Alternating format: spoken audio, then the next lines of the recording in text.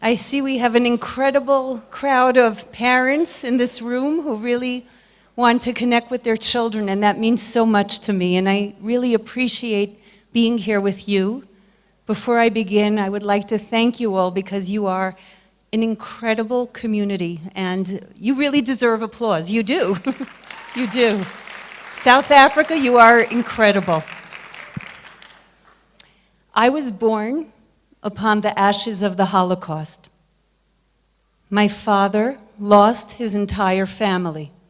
His father, his mother, sisters, brothers, aunts, uncles, grandparents, cousins, an entire family lost. My mother somehow survived, along with her brothers and parents, but they too lost. Grandparents, aunts, uncles, cousins. Growing up, I hardly had any family. But one thing I did have, and that was very strong roots. And I understood that when my grandparents came to this country, they had a choice. And this is a choice that each and every one of us has, and most of us will have to face in life, and that is this. When you go through darkness, and when you go through challenge, when you go through loss, and when you go through difficulty, how will I react? Will I become a better person, or will I become a bitter person? Will I choose to sit in the darkness, or will I choose to kindle a light and illuminate? And so this is how we grew up. Wherever you go in life, never allow yourself to sit in darkness. Always kindle a light. Bring blessing to everybody that you know. And so my grandparents, penniless, having lost everything, not knowing the language, started to build again. And the first thing that they did was they began a day school, a yeshiva, because they had left Hungary, and there they had seen a physical Holocaust. They came to America, and here they saw a spiritual Holocaust. My grandfather would walk through the streets of Brooklyn where he lived. He had a long white beard, a black hat, a black coat.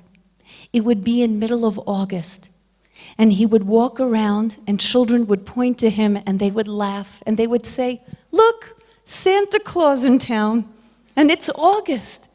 They had never seen a rabbi before. We grew up understanding that roots are so crucial, because if we don't know where we've come from, then we don't know where we are going. We grew up knowing that wherever life takes you, illuminate, never curse the darkness, never become angry. And so around 25 years ago, I began to teach a group of young couples who were just starting out in life. And they asked me, is there anything that Torah has to say about raising children? I looked at them for a moment and I said, are you kidding? Torah has everything to say. That was almost 25 years ago, and you know what? We are still studying because it's never over. It's never over. I wrote a book based on our classes called Raising a Child with Soul. As I toured the country, America, I'd like to share with you what I have found. I have found children who have more than we have ever dreamed of. They have PlayStations and Game Boys and American Girl dolls and tennis courts in their backyard, rock climbing walls, all types of gadgets, and still they come up to their parents and say, I'm so bored. There's nothing to do in this house. There's nothing to eat in this house. We have applause. We have taken our children to places we never even dreamed about as children. Trips to Israel, jeeping, swimming with dolphins, canoeing, rafting, Disneyland, amusement parks. But I have never seen so many unhappy children. In fact, I don't know if you've ever been in Disney. Do you want to see the most unhappiest children? Wait online at Disney. And if you cannot be happy in Disney, my dear child, I don't know where you'll be happy. Let's talk about what's going on with communication with our children. We can communicate anywhere, even from an airplane. And yet, we have stopped speaking to each other. The Wall Street Journal calls our homes the dead zone because when mom or dad come home at night, it's dead. Nobody speaks to each other. Everybody's doing this. I was in my community walking, and I saw such a nice sight. I see a mother, a father, and a stroller, and I say to myself, isn't this nice? Whoever takes walks with their babies, what a nice sight. And as I get closer, I see the mother's on her phone, the father's on his phone, and guess what? The 2-year-old is on his own phone. So we've stopped speaking to each other. We are completely disconnected. Go to a restaurant. What's the first thing everybody does? You take out your phone, you put it on the table, and you're not even looking at the person across the room from you. Completely disconnected. What else do we find with our children? We are raising one of the most selfish generations to ever live. What type of pictures do our children take? They're called selfies. Did you ever, growing up, take a picture of yourself? How do you do that? Who even thought of this? Our kids don't even know how to take pictures of other people. It's all of ourselves. How arrogant are we growing? Impatient. You don't even go to a store anymore and wait your turn online. You just go home, turn on the computer, you order, it's there. If you can't even wait online, that means that nobody is in front of you. Nobody comes before you. You are always number one. And the chutzpah. Need I say more? The chutzpah, the disrespect, is incredible. I have stories on file of chutzpah that parents send me. The other day, I was waiting in a dentist office with my kids. A teacher that I know was sitting across from me. We were speaking. Her teenage son comes out, and he says, "Let's go, Ma." And she says, "Well, I'm speaking to Mrs. Wolff." He snaps in her face. I said, "Let's go."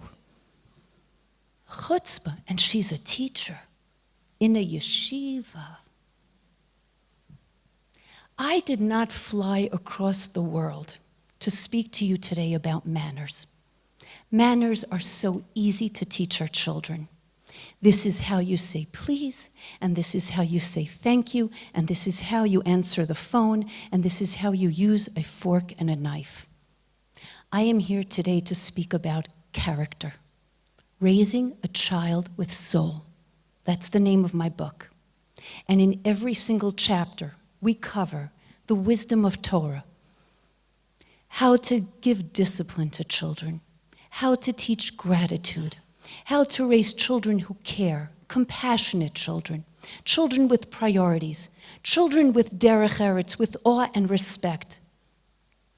You see, the Torah's wisdom is timeless, it is forever, it is immutable, and it is true. If you would go to a store now, to a bookshop, and you would say, "Give me a book on parenting," you would buy the book, you would read the book, and then you would let your baby cry, and you would do all the things it says in the book, and 2 years later, you'd go into the same shop, And you'd pick up another book, and the book would say, "You let your baby cry."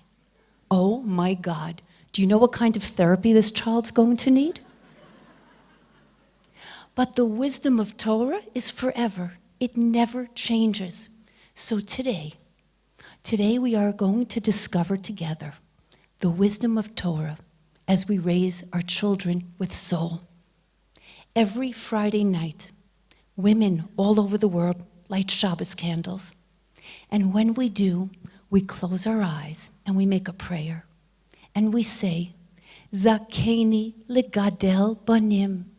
Privilege me, Almighty God, to raise children, because it is a privilege to raise children. To bring a neshama, to bring a soul into this world is a privilege. Zakeni legadel banim, privilege me to raise children. But what type of children? It's not enough just to bring a child into this world. Anshe emes, children who stand for truth, for kindness, for goodness, for sensitivity. A child who, whether I am in the room or not, this child does the right thing. This child stands for what's right. Values, character, roots, honesty, emes, chesed, kindness. We spend so much time as parents speaking about what our children will wear, the type of car we're going to buy, the type of stroller, where they're going to go to school, where they're going to go to camp, where we will vacation. How often do mother and father sit down and say, what are we going to do about our daughter's character? What are we going to do about our son who seems to be jealous?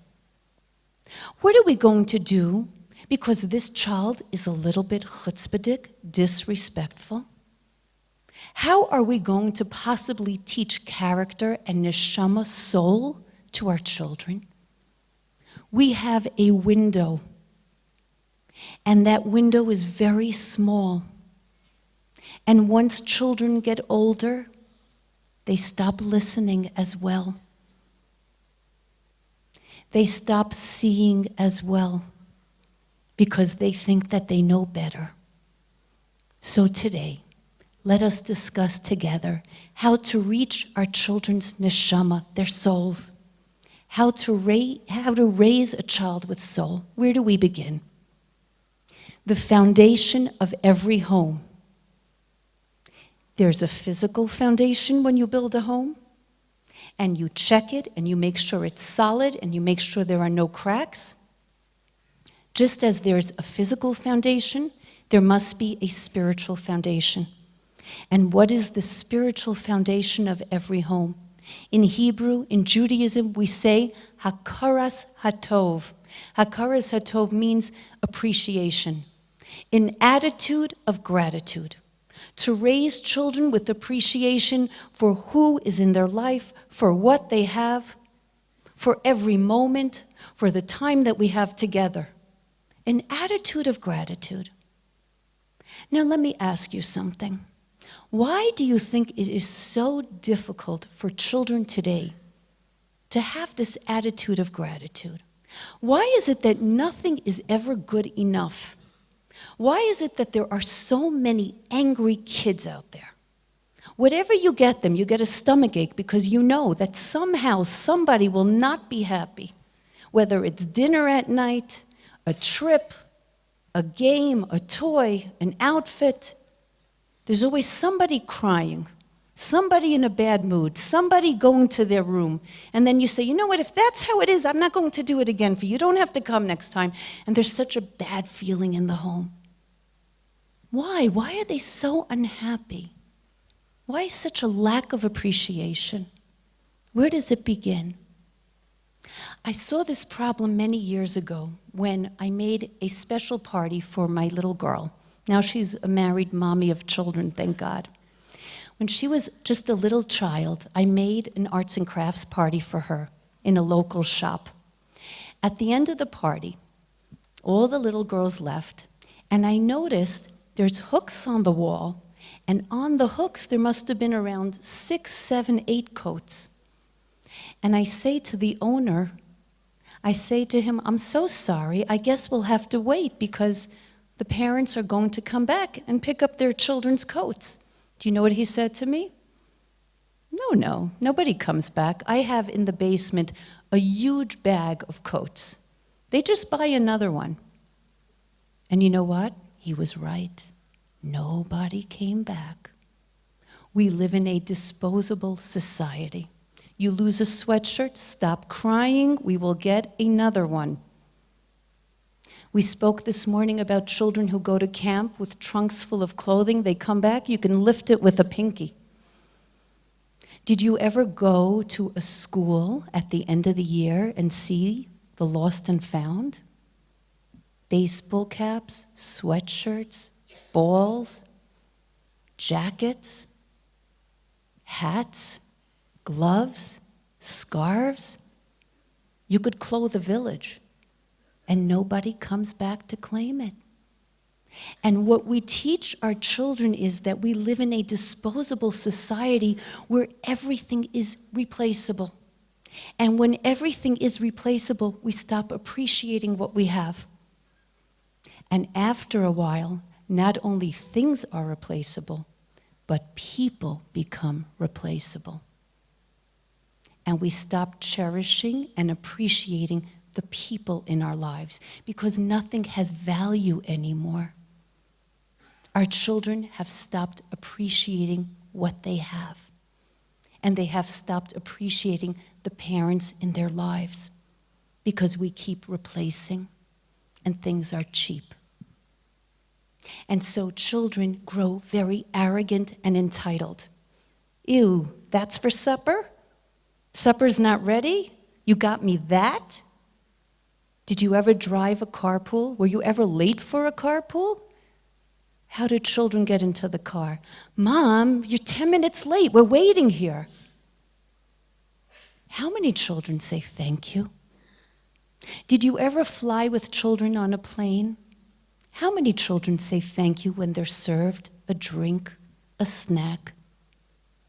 How often do you sit in a restaurant and the kids are just playing with the food and making a huge mess? Who says thank you to the server? Let me ask you something. Is a thank you so crucial to a child's character, or is it just manners as we spoke? Now, everything that we discussed today is going to be based on Torah's wisdom. And Torah tells us something incredible. Every morning when you and I wake up, there are 2 words that must be the first words that come out of our mouths. And what are those 2 words? Modeh Ani. What does Modeh Ani mean? I thank you. I thank you, God, for my day. And do you know why this is so crucial? Because when I wake up in the morning, the first thing that I must do is focus. I must have a compass that points me into this direction of attitude of gratitude. Some people wake up in the morning, and I know people like this. I'm sure you do too. Not anyone in this room. They wake up and the first thought is, "Oy, now what's my problem again? I can't handle my life." Torah teaches us the first words out of our mouths every single day. Modeh Ani, I thank you, God, for my life. I am given this gift of life, and now I must make the most out of my day. Attitude of gratitude. And once I have it, I am able to transmit it to my children. You see, when we parent our children, we parent ourselves. In vain do I want to raise a happy child if I am miserable. In vain do I want to raise a child who has gratitude if I'm a blamer and complainer. So one of the first rules I give parents is, look in the mirror. Would you want to wake up to yourself? What do your children see when they see your face in the morning? What do they hear? Attitude of gratitude. Modeh Ani does not only mean I thank you. Modeh Ani means Ani modeh, I admit. Now here's the key to humility. You see, I admit, God, that without your gift of life, I'm helpless. I have nothing. I need you, God. And that means that I am humbled. How can I possibly be arrogant if I need you? So when we teach children to say thank you, it's not only saying thank you, it's saying, Mom, thank you, I need you. Daddy, thank you. I couldn't do this without you. The first step in teaching children humility is to teach them to say thank you. So the next time you say to your child, do you want some sneakers, sweetie? And they go, whatever. Should I make you some macaroni? Fine. It's not fine. It's not whatever. Thank you. Thank you. It's not, Mom, you have to drive me to soccer practice. Dad, you have to take me to school. I have to? Mommy, can you please drive me? Daddy, can you please take me? Thank you. And if I don't teach it to this child, they will just grow more and more entitled and arrogant. And this one I love. Mom, you owe me $20. I owe you? I owe you $20? 1 second. I gave life to you. But do you know what we do? We say, oh my gosh, you are right, and I don't have change. What are we doing? So we must teach our children this attitude of gratitude, and it begins by saying, thank you. Thank you, Mommy, and thank you, Daddy. Now, how do we begin to do that? Number one, we learn from the Torah that we must have an appreciation of the people in our lives. And we learn this from Moses. We all know the story of Moses. When it came to the 10 plagues, and it came to the first plague of blood, of dam, God said to Moses, you cannot hit the Nile River. Your brother Aaron must. Do you know why? Because when you were a baby, Moses, you were in a basket, and the basket was placed in the river, and the river saved your life. So you cannot hit the river because you must have an attitude of gratitude. Now let me ask you something. We're all intelligent here. We're all adults. Does the river feel? The river knows the difference if Moses hits or not? Doesn't make sense. But God was not concerned. God was not concerned with the feelings of the river. God was concerned with the character of Moses. You must learn this attitude of gratitude. And yes, the river was flowing anyway, so what's the big deal? Did the river go out of its way? No, but Torah is teaching us the most crucial of parenting lessons. Yes, the river was supposed to flow. And yes, the bus driver is supposed to drive, and the teacher is supposed to teach, and mommy is supposed to be there for you, and have dinner for you, and have a loving home for you, and daddy is supposed to be there for you, and study with you, and take you to football or soccer. But that, my child, does not mean that you do not have a right and responsibility to say thank you. Thank you to the teacher, and thank you to the bus driver, and thank you to the security guard, and thank you to mom, and thank you to dad. Lesson number 1 of parenting, to open up our children's eyes to those in their lives that they take for granted. It's crucial for a child's character. Appreciation also comes when we teach our children to appreciate time. How often do we say, oh, I have 10 minutes to kill? A child could sit 4 hours playing a video game. Do you know what that is? Time is such a precious gift. I want to tell you something. When I was a little girl, I had a Zaidi. My Zaidi was so beautiful. He had a long white beard.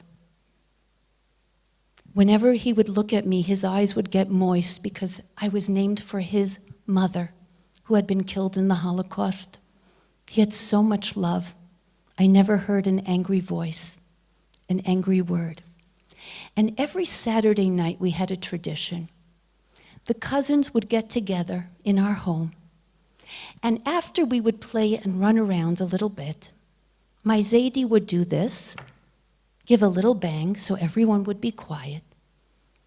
And then he would make a blessing and he would say, Shehecheyanu v'kimanu v'higiyanu lazman hazeh. Thank you, Almighty God, for bringing me to this time. And then I remember my Zaidi would cry. And I remember being a little girl and saying, why is my Zaidi crying? Like, this is so weird. What's there to cry about with cousins getting together on a Saturday night? But now that I am a mother, and thank God a grandmother myself, I understand the tears. Because children go in different directions so quickly. And you want so badly to hold on to that time. I could never have imagined walking my sons and my daughter down the chuppah, and my father's place would be empty. What I would not give for one more blessing, one more kiss from my father, one more time to just hold his hand, one more dance. Time is so precious, and we must teach our children to appreciate the gift of time. Being in a family is a privilege, and we must open their eyes to teach our children an attitude of gratitude. The third way is when both mother and father show appreciation to each other. Do you know that there are some children who grow up and never hear parents say thank you to each other because we take each other for granted? So how would it be possible that our children not take us for granted? My husband is here in the audience, and every Friday night he gives me a gift, and I'd like to acknowledge that. No matter who is in our home, guests or not, when the meal is over, in front of our children, my husband says, thank you for a most beautiful Shabbos. Now let me ask you something. Would I do the Shabbos anyway? Could it ever be that I say, listen guys, I wasn't in the mood today, so there's just no Shabbos. Of course I'm making Shabbos, but to hear appreciation means that you don't take your spouse and your family for granted. So if we want children to appreciate us, then as husbands and wives, we must express this appreciation for each other. So the next time you take your children out to buy sneakers or clothing or stuff for camp, take out your cell phone and do something good with it. Put them on their phone, have them dial your husband and say, thank you, Daddy, because I know you're making this possible. Thank you, Mommy, because you are taking me, and I know you're making this possible. We must open our children's eyes so that they don't grow entitled. And when it comes to gratitude, my friends, we must see parenting as a privilege and a gift. We have stopped seeing our world as a world full of color.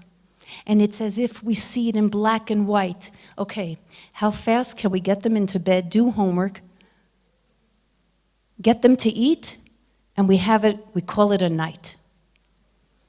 Because we're tired, we're stressed, but we lose the beauty of the moment. We must resolve today when we leave here to see life with an ayin tov, with a good eye, a positive eye, parenting with a positive eye. It's not just to get through the day, Do you know what you and I are doing? We are raising the next generation of Am Yisrael, of the Jewish people. And how they see our God and our faith, how they see kindness and empathy and sensitivity, all begins with us. And if I see the world with a positive eye, then so too will my children. And I learned this when I first got married. I will tell you something very personal. And I have my husband's permission, so thank God he's here. My husband comes from São Paulo, Brazil. And when we first got married, believe it or not, we conversed in Hebrew because he did not speak a great English, thank God he does today, and I certainly did not speak Portuguese. So after the wedding, my husband said to me, in his little English, so now we go to Brazil for 9 months and we stay 3 months in America. And I said, what are you talking about? You said 9 months in America and 3 months in Brazil. A little miscommunication. So I travel with my husband to Brazil. And I'll tell you the truth. I was very happily married, but miserable in Brazil. Everyone tried. I even taught in the school a little. He told me after that he got me the position without telling me. But it wasn't home. So my husband said, I have a wonderful idea. How about if someone from the family comes and visits? I said, good, great. Nobody wanted to come. Finally, one person in the family said, I will come. And who said she will come?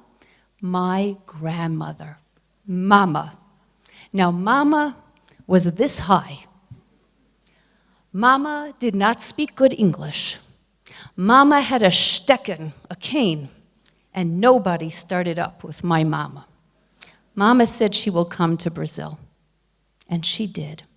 And I could not wait for Mama because I could not wait for Mama to say to me, I feel so bad for you. How do you do this? You are so fabulous.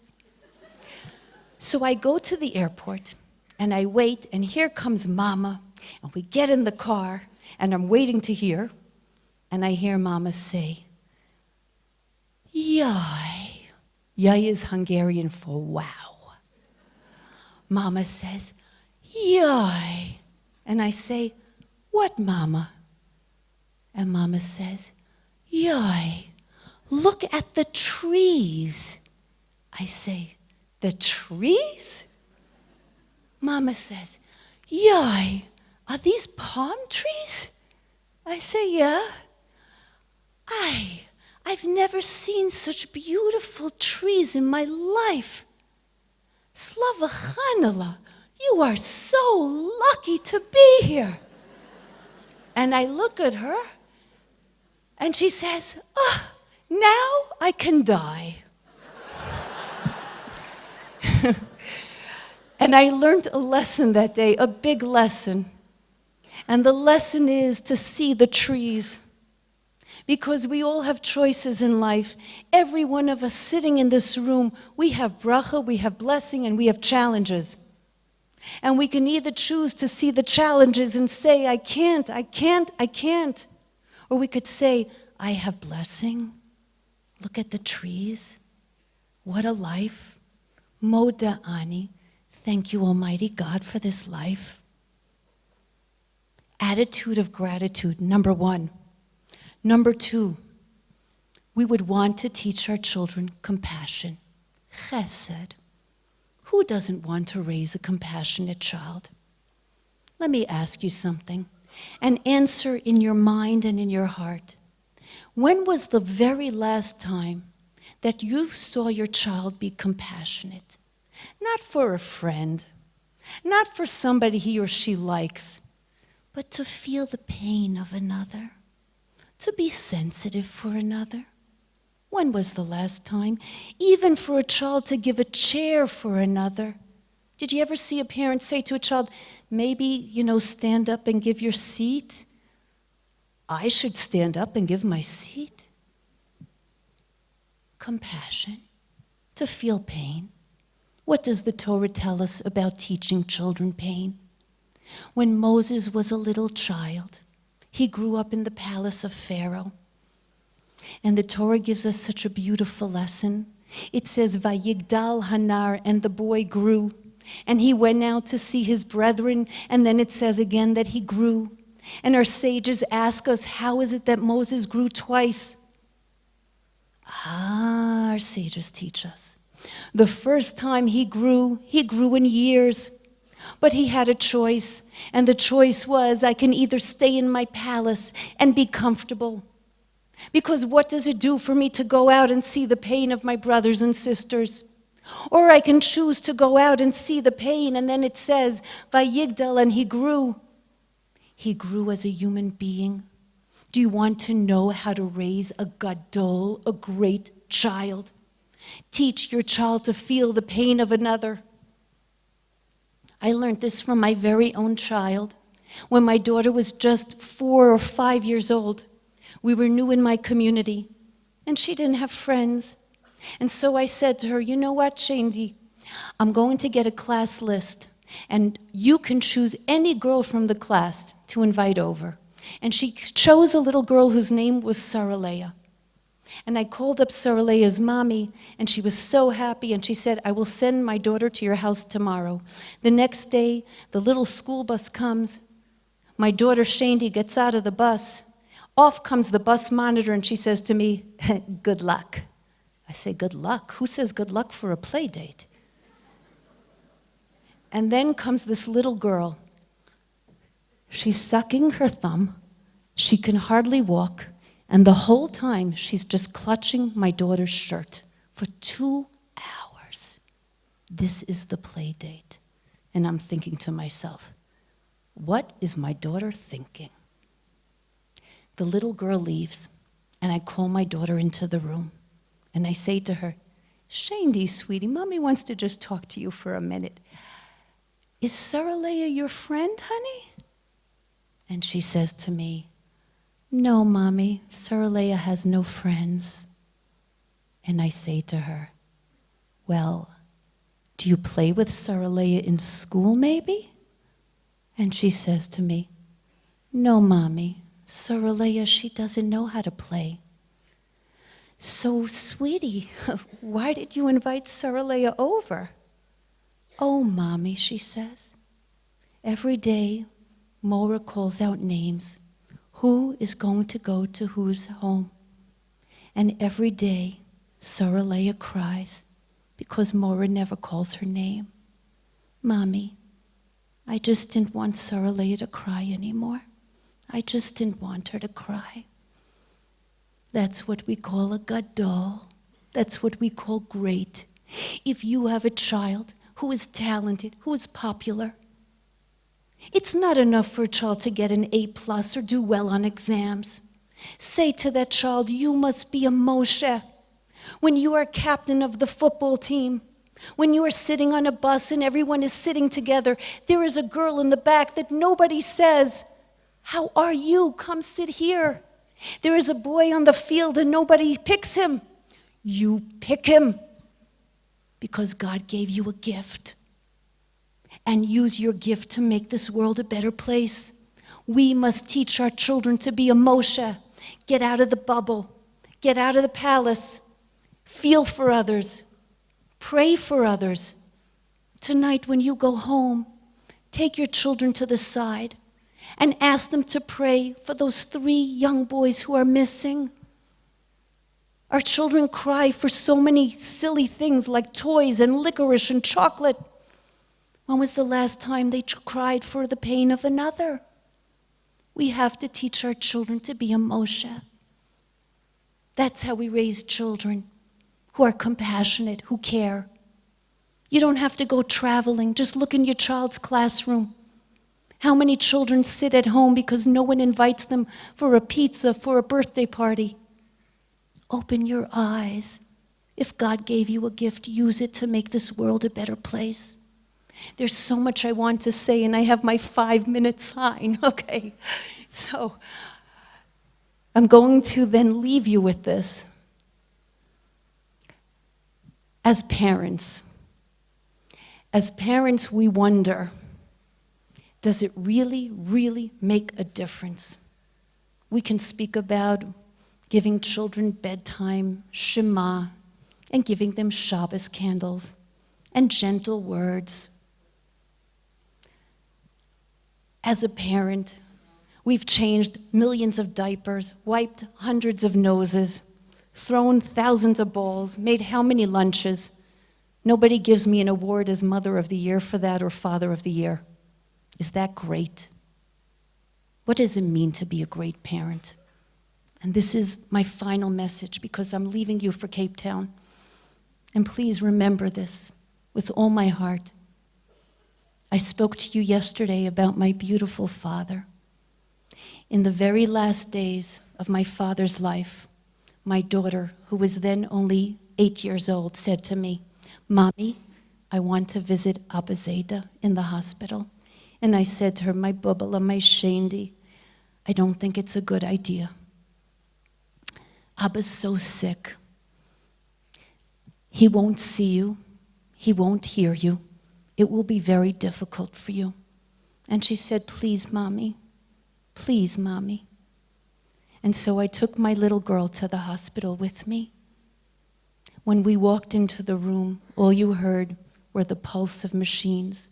My father's eyes were closed. He didn't see us. He didn't hear us. We walked close to the bed, and my daughter said, "Mommy, would it be okay if I sing for Abba Zeda?" "Sure, sweetie," I said.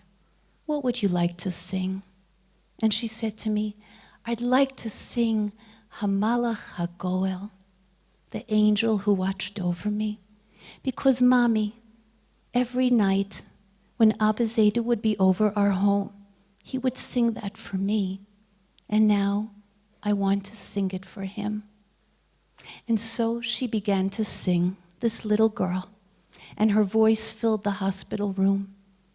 And when she was done, the room was silent.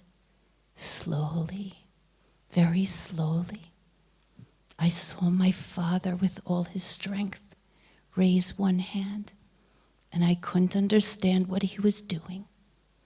And then he raised the other. A final applause for a child. A great parenting moment to show, I love you, I care. It will never be in the news. It will never be on Yahoo. But for this child and for this daughter, it is forever here. And that's what it means to raise a child with love. I thank you so much for listening.